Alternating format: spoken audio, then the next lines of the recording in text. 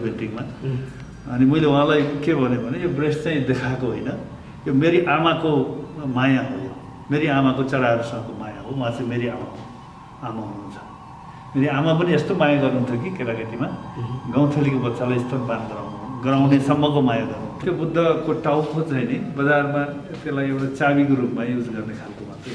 टाउको भनेर मैले के सम्झेँ भने त्यो टाउको चाहिँ त्यसलाई यस कारण कि टाउकोभित्र दिमाग छ। बुद्धको बुद्धत्व चाहिँ आखिरी बजारमा सेल गर्ने मात्रै त्यो हो, एउटा त्यो पनि चाबीको रूपमा होइन।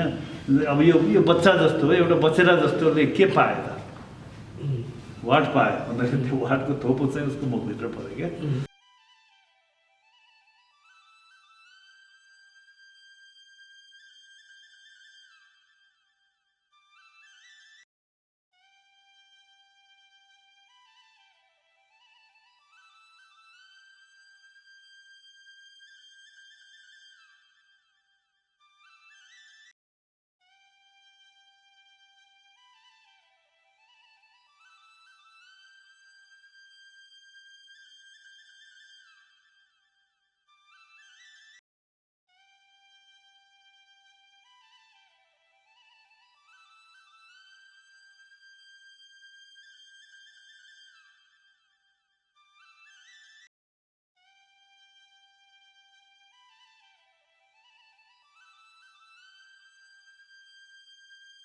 यो चाहिँ जुन ट्रेन छ, यो ट्रेनले मान्छेहरू त हिँडे खुसी हुँदैछन् एक किसिमले, यो भौतिक उसको हिसाबले एक किसिमले खुसी भइरहेछन्।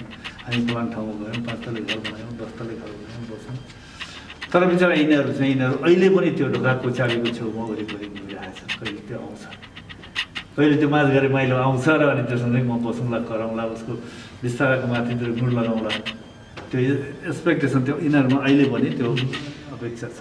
त्यो हिसाबले यस्तै हो। त्यहाँ त्यो चाबी लगायो, यहाँ चाहिँ यो चाबी लगायो। उनी यहाँ चाहिँ तर यो दुईजना प्रेम गरिरहेको छन् को अर्थ सम्भवतः तपाईँ केही इमेजिन पनि गर्न सक्नुहुन्छ भने उसको हस्बेन्ड चाहिँ कतै प्रेम गर्दैछ होइन, उनको बच्चाहरू उनीसँगबाट केही आश गर्दैछन्, तर उनी चाहिँ बन्दछन् होइन।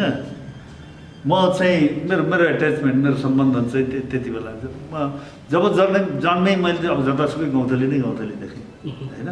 तर पनि म एक किसिमले भ्रूणमा हुँदाखेरि पनि म चाहिँ एउटा अनुभूतिमा आफैले के गरेँ भने म गौँथलीको बच्चासँगै छु।